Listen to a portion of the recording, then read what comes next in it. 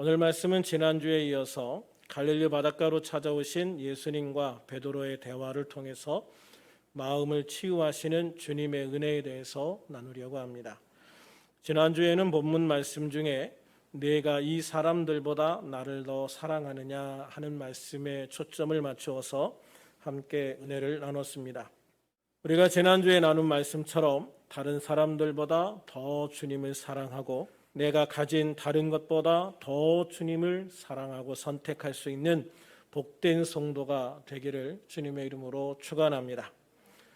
보통 우리가 이 본문을 다룰 때 사랑의 종류에 대해서 이야기를 많이 합니다. 사랑이라는 단어가 헬라어로 아가페냐 필레오냐 하는 것을 따지는 거죠.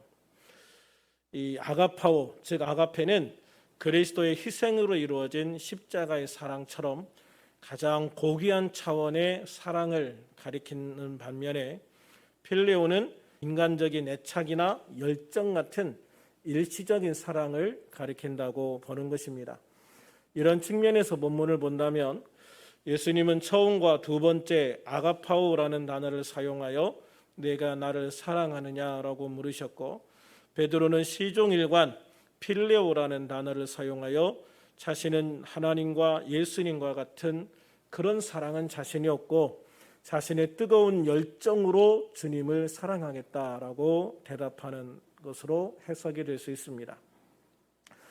그래서 예수님은 세 번째 질문에서 아가파오를 포기하고 필레오라는 단어를 써서 베드로가 고백하고 있는 것처럼 인간적인 뜨거운 사랑으로나마 당신을 사랑할 수 있는지를 물었다라고 해석하는 거죠. 그러나 신약 성경에서 이 아가파오와 필레오가 구분되어 사용하기는 하지만 대부분의 경우 혼용되어 사용되는 것을 볼 수가 있어요.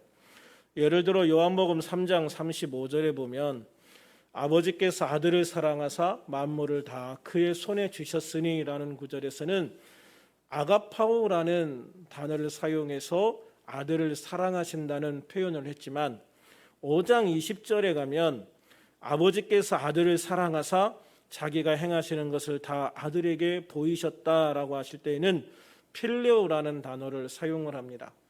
그래서 하나님 아버지께서 아들 예수님을 사랑한다고 하는 표현이 아가페였다가 필레오였다가 똑같이 하나님 아버지께서 예수님을 사랑하시는 건데 아가파오라는 단어를 썼다가 필레오라는 단어를 썼다가 그것도 완전히 다른 책에서 그렇게 하는 게 아니라 바로 이제 주변에서 그 본문 근처에서 이런 두 단어를 이렇게 번갈아 가면서 쓰는 것을 볼 수가 있어요. 다시 말하면 이 두 구절 모두에서 하나님 아버지께서 아들 예수님을 사랑한다는 표현을 하는데 한 곳에서는 아가파오라는 단어를 쓰시고 한 곳에서는 필레오라는 단어를 사용하신다는 거죠. 또 70인역에서 구약 성경을 번역하면서 아가파오와 필레오를 거의 구별 없이 사용하는 것을 볼 수가 있어요. 특히 창세기 37장 3절에서 요셉은 노년에 얻은 아드님으로 이스라엘이 여러 아들들보다 그를 더 사랑함으로 그를 위하여 채색옷을 지었더니 라는 구절에서는 이 사랑을 아가파오라는 단어의 형태로 번역을 했고, 또 바로 다음 구절인 4절에 가면 그의 형들이 아버지가 형들보다 그를 더 사랑함을 보고 그를 미워하여 그에게 편안하게 말할 수 없었더라라는 구절에서는 사랑을 필레오의 형태로 번역을 해요. 그러니까 예수님이 베드로를 향해서 세 번 내가 나를 사랑하느냐라고 물으신 것에 대해서 어떤 단어가 사용되어 어떤 의도로 물으셨다 하는 것보다는 왜 세 번이나 반복해서 질문하셨는지에 대해서 초점을 맞춰서 생각하는 것이 더 적절한 해석이다라고 하는 거죠. 그러면 예수님은 왜 세 번이나 같은 질문, 내가 나를 사랑하느냐라는 질문을 반복해서 하셨을까요? 그것은 예수님께서 자신을 향한 베드로의 사랑을 확증해 주심으로 인해서 베드로가 확신을 가지고 주님의 사랑을 통한 구원을 세상에 담대하게 전하게 하기 위해서일 것이다 라고 생각을 해요. 이것은 베드로의 마음을 치유하는데 굉장히 중요한 역할을 하는 겁니다.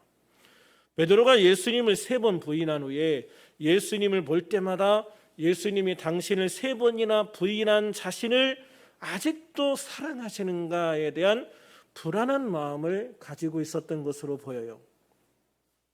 그러니까 내가 예수님 앞에서 3번이나 부인했는데 예수님이 아직도 나를 사랑하실까? 하는 그런 생각을 가지고 있는 거죠. 그래서 예수님을 볼 때마다 베드로는 자신이 없는 거예요. 우리가 예수님을 믿을 때에도 그렇습니다. 주님이 나를 사랑하신다는 확신이 있을 때는 우리가 강하고 담대한 믿음을 가지게 돼요. 그러나 주님이 나를 사랑하시는지에 대한 확신이 없을 때는 아무리 작은 것에도 흔들리고 무너지는 신앙을 발견하거든요.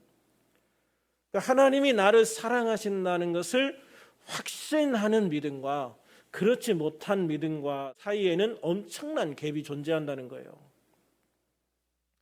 그런데 여기에서 우리가 중요하게 생각할 것은 왜 베드로나 우리가 주님이 나를 사랑하시는가에 대해서 의심하는가라는 거죠.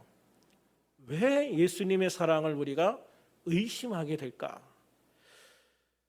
대부분을 보면 죄책감 때문입니다. 죄책감. 베드로는 예수님을 3번이나 부인했죠. 내가 예수님을 믿는다고 하면서도 주님의 말씀에 온전하게 순종하지 못했어요. 주일에 교회에 가지 못했을 수도 있고 성경을 읽는다고 하고 읽지 못했을 수도 있고 또 기도 시간을 정해놓고 기도를 하지 못했을 수도 있죠.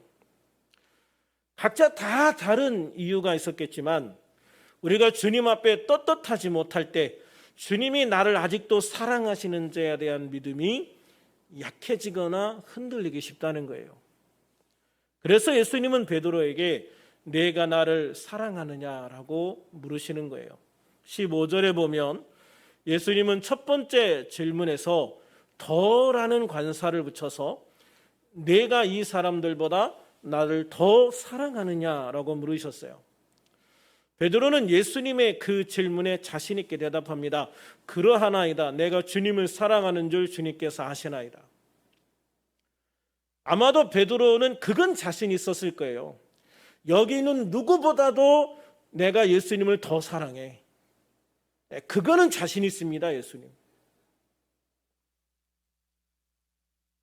어쨌든 베드로는 여기에 있는 어떤 제자들보다도 더 뜨거운 열정을 가지고 주님을 사랑할 자신은 있었다. 또 더 뜨겁게 사랑하고 있다고 하는 확신은 있었다. 자신은 있었다라고 하는 거죠. 그런데 16절에 보면 예수님은 2번째로 다시 물어보십니다. 요한의 아들 시몬아, 네가 나를 사랑하느냐? 여기에서 주목할 점은 예수님의 첫 질문에 있는 단어가 여기 2번째에는 빠져 있는 게 있어요. 뭡니까? 이 사람들보다 더라는 단어가 빠져 있죠. 이 사람들보다 더 나를 사랑하느냐라고 첫 번째는 하셨는데 2번째는 그냥 내가 나를 사랑하느냐라고만 물어보셔요. 우리는 예수님의 이 2번째 질문을 통해서 한 가지 중요한 것을 생각해 볼 필요가 있어요.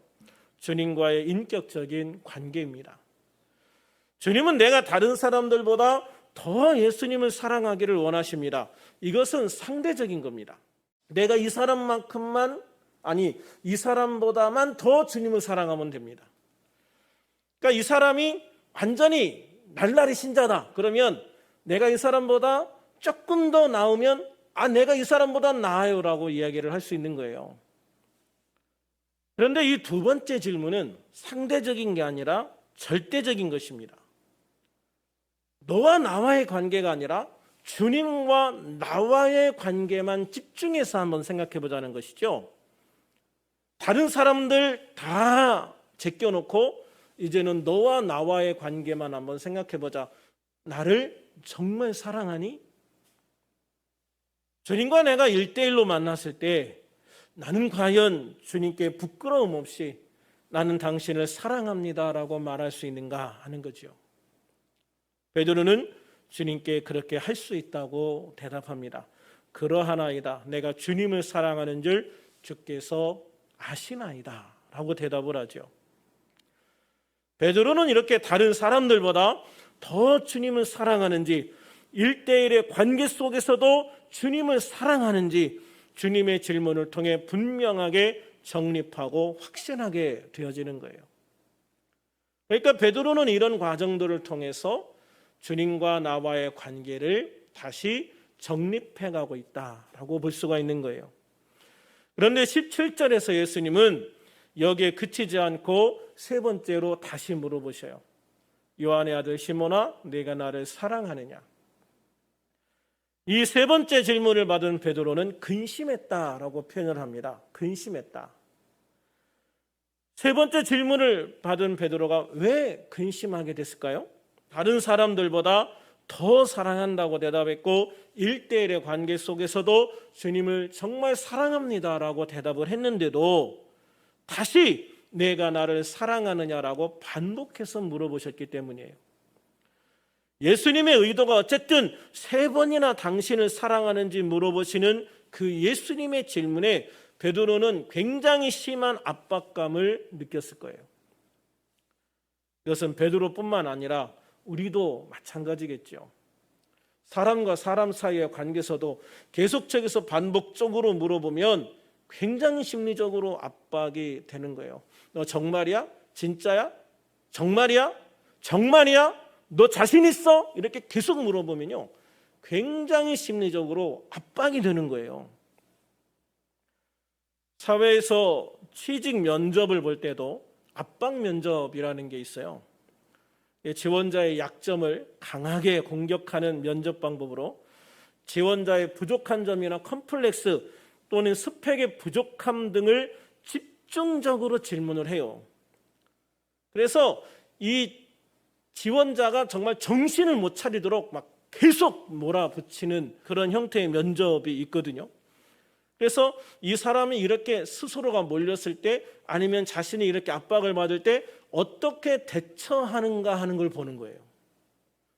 그래서 그런 상황에서 잘 대처하는 사람은 실제 직장에서 비슷한 여러 가지 압박이나 또는 막 굉장히 힘들고 어려운 상황에 닥쳤을 때 그거를 잘 대처할 수 있다라고 보는 거죠. 그래서 여기에서 많은 사람들이 떨어진다고 그래요. 그만큼 막 몰아붙이는 거죠. 그런데 그런 속에서 자기 본성이 나오는 거예요. 자기 본성. 그 사람의 실제 모습이 그런 데서 나오거든요. 그런데 베드로도 예수님이 이렇게 계속해서 압박하면서 사랑하느냐고 질문을 하실 때 마음에 근심이 들었다는 거예요. 마음에 근심을 하게 됐다. 그런데 이 근심했다라는 원어 단어의 뜻을 보면 뭐라고 되어 있냐면 슬픔으로 인하여 상처받았다라는 의미예요. 슬픔으로 인해서 상처를 받았다. 예수님은 이렇게 베드로가 마음에 상처를 받을 정도로 당신을 사랑하는지를 집요하게 물어보시는 거예요. 그런데 이런 상황 속에서 베드로가 과거의 자신을 되돌려 보게 된다고 그러더라고요. 첫 번째, 두 번째는 그렇게 그냥 대수롭지 않게 과정을 넘겼는데 이게 세 번 반복되면서 정말 예수님이 왜 이러실까를 생각하면서 자신의 과거 행적 속에서 혹시 내가 이래서 이랬을까, 이래서 이러실까, 이래서 이러실까라는 막 그런 생각들을 자기 스스로 막 하게 된다는 거예요. 그러면서 과거에 자기가 예수님을 부인했던 그런 상황을 딱 떠올리게 되어지고, 그것으로 인해서 예수님에 대해서 가졌던 죄책감, 미안함, 불안함, 이런 감정들이 막 몰려오게 된다는 것이죠. 그런데 그런 상황 속에서 베드로는 주님, 모든 것을 아시오매, 그래요. 모든 것을 아시오매. 여기에서는 그냥 모든 것이라고 표현하고 있어요. 주님 다 아시잖아요. 내가 전에 예수님 그렇게 부인했던 거 아시잖아요. 그때 제가 어떤 상태였는지도 아시잖아요. 그리고 주님, 지금 제 마음이 어떤지도 아시잖아요. 그럼에도 불구하고 저는 주님을 사랑합니다 라고 고백을 하는 거죠. 상담 용어로 이런 것을 직면이라고 얘기해요. 직면하게 한다. 우리가 주님 안에서 가지고 있는 이런 죄책감이 있을 수 있어요. 죄책감은 주님 앞에서 나를 스스로 웅크리게 만들고 자신감을 떨어지게 만들어요. 이런 죄책감의 원인과 그 당시 상황을 떠올리게 함으로써 그 상황을 벗어날 수 있는 계기를 만들어요. 베드로는 그 당시 재판장에서 재판을 받고 있던 예수님과 눈이 마주쳤음에도 불구하고 예수님을 부인할 수밖에 없었던 자신의 연약함을 솔직하게 인정하게 되는 거예요.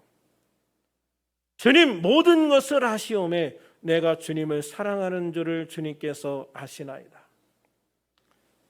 그럼에도 아직도 나를 사랑하시는 주님을 이 말씀을 통해서 확인하게 되고, 그럼에도 아직도 내가 예수님을 사랑하고 있다는 것을 확인하게 되는 거죠. 그로 인해서 베드로는 예수님에 대한 죄책감을 넘어서 주님의 사명을 감당할 수 있는 사람으로 성장하게 되는 거예요. 그래서 우리는 때로는 이렇게 진지하게 내 자신을 한 번씩 돌아볼 필요가 있어요. 다른 사람에 의해서가 아니라 나 스스로 주님 앞에 계속적으로 질문하면서 과연 나와 주님과의 관계는 어떤가? 주님과 나와의 관계, 다른 사람보다 나는 더 주님을 사랑하는가? 주님과 나와의 관계는 정말 이 사랑의 관계로 묶여 있는가? 혹시 내가 주님을 사랑하는데 껄끄럽게 하는 문제들이 아직도 내 안에 존재하고 있지는 않은가? 이런 것들을 내가 스스로 살펴보면서 이런 문제들을 주님 안에서 해결해 나갈 수 있는 시간들이 필요하다는 거예요. 이런 시간들을 통해서 우리는 더 주님 앞에 나아갈 수 있는 새로운 계기를 만들어 나갈 수가 있는 것이죠. 특별히 주님은 내가 나를 사랑하느냐라고 물으실 때 현재 진행형으로 물어보세요. 현재 진행형. 이게 되게 중요한 거예요, 여러분. 주님과 나와의 관계에 있어서 과거도 중요합니다. 미래의 나와 주님과의 관계도 중요해요.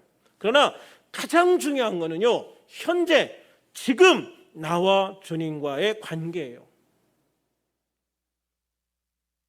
옛날이요. 옛날에는